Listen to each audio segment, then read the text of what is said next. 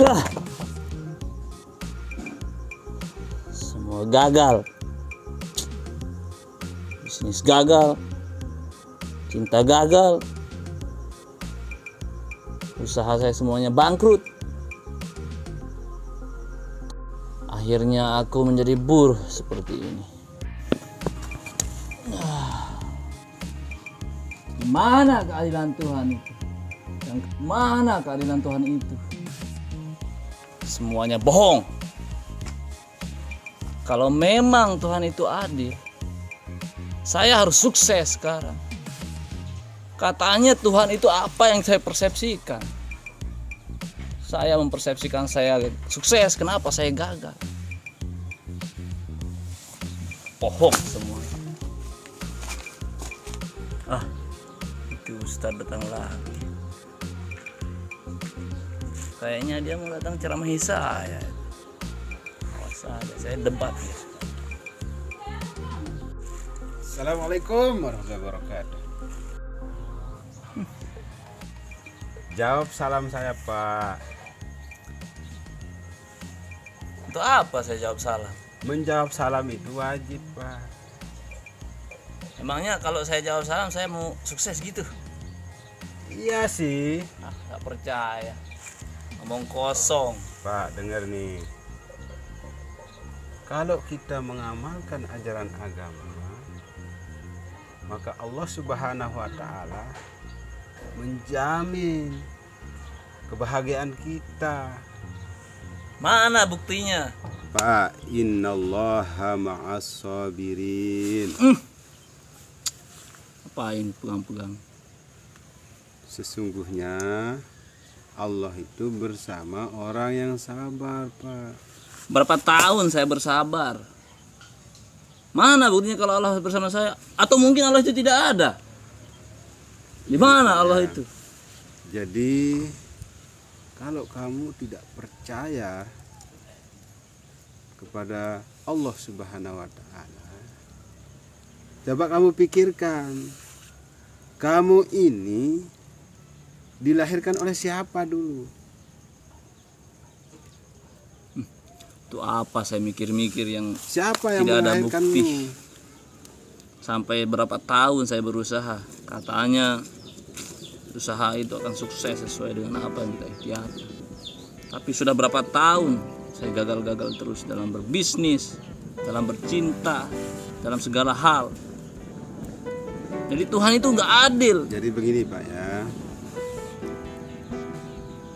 Kamu harus percaya bahwa Allah Subhanahu wa Ta'ala Maha Kuasa. Nah, kita sebagai hambanya harus bersabar. Nah, sabar dalam arti di sini adalah sabar menjalani kehidupan ini, Pak. Kalau kamu bilang kamu tidak sukses dalam cinta, dalam bisnis, atau dalam apapun itu, tergantung tingkat keseriusan Bapak dalam ikhtiar. Berarti selama ini Tuhan menganggap saya tidak serius, begitu? Bukan begitu, Pak. Bapak itu itu memang bisa evaluasi diri. Jadi Allah berfirman, innallaha la yughayyiru ma biqaumin hatta yughayyiru ma bi anfusihim. Artinya Allah Subhanahu wa Ta'ala tidak akan mengubah suatu kaum hingga mereka mau merubah dirinya sendiri. Apa Ustadz bisa selesaikan masalah saya? Ustadz tahu juga tidak masalah saya itu apa. Sok nyeramahin. Jadi, Pak, setiap kita sebagai hamba Allah Subhanahu wa Ta'ala pasti memiliki masalah. Pasti ada kesulitan, ada beban yang kita hadapi. Tapi apapun masalah itu harus kita berani menghadapinya. Karena kalau kamu lari dari masalah, maka masalah itu akan mengejar kamu. Tapi kalau kamu hadapi masalah itu, maka masalah itu akan kamu gempurkan. Oke, kayaknya menarik juga. Kalau begitu, ayo kita selesaikan masalah. Baik, Pak. Coba sebutkan satu persatu masalah Bapak. Pertama, itu Bapak tahu perusahaan saya gulung tikar. Ya, stop. Jadi begini, Pak. Dalam berbisnis itu, pertama, Bapak itu harus pelajari dulu bagaimana cara berbisnis. Yang kedua, jadi modal yang Bapak pergunakan untuk bisnis itu harus bersih, harus jauh dari riba. Yang ketiga, Bapak itu harus adil pada karyawan Bapak.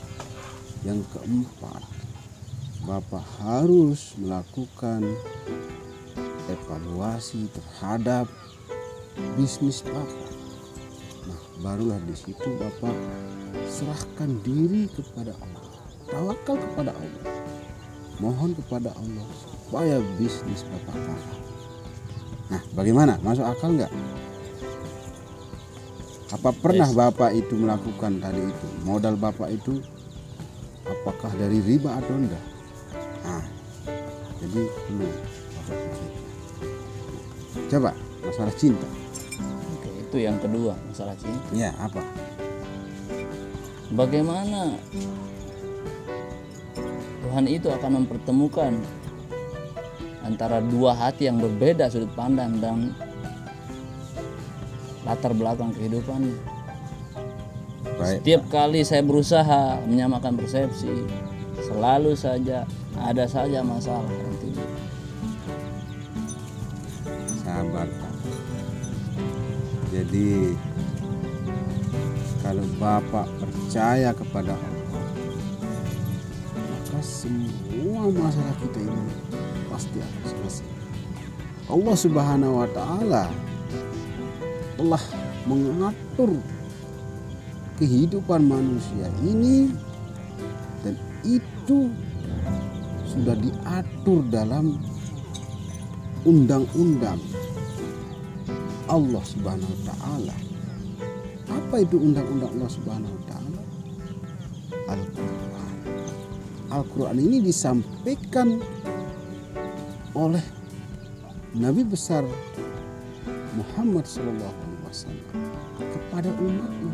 Nah, kita sebagai umatnya harus pelajari, harus pahami, harus mengamalkan isi Al-Quran. Nah, jadi Pak, Allah Subhanahu wa Ta'ala telah berfirman, Ya ayyuhan nas, inna khalaqnakum min dzakarin wa unsa wa ja'alnakum syu'uban wa qabaila lita'arafu. Nah, Pak, Apa itu maksudnya? jadi Allah Subhanahu wa Ta'ala telah menciptakan manusia dari dua jenis. Ada laki-laki, ada perempuan.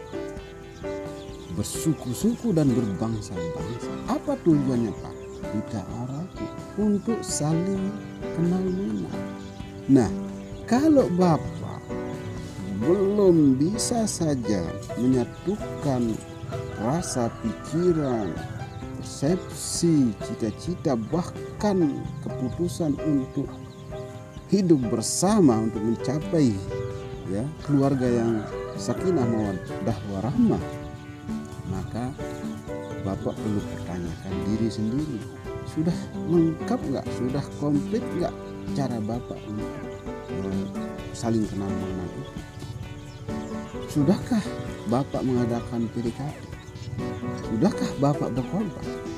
Nah, Bapak bisa jawab sendiri. Kalau memang Bapak sudah melakukan ta'aruf dengan baik secara ajaran Islam, pertama kenal namanya, silaturahmi dengan etika yang bagus, kemudian menjalin hubungan cinta dengan cara Islami,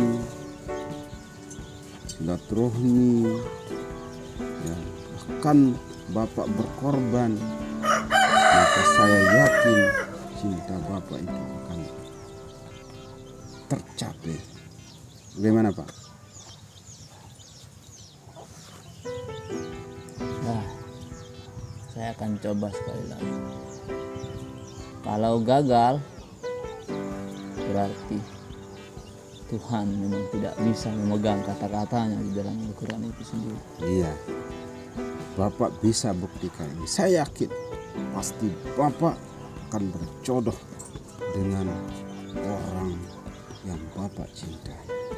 Baiklah kalau begitu Pak, saya akan mencoba sekali lagi sekemampuan saya. Semoga Allah mendengar doa dan apa yang kita diskusikan hari ini. Kalau begitu saya pamit dulu. Kita sama-sama ya. Ya, semoga berhasil. Ya, Amin. innallaha ma'as sabirin. Mari Pak.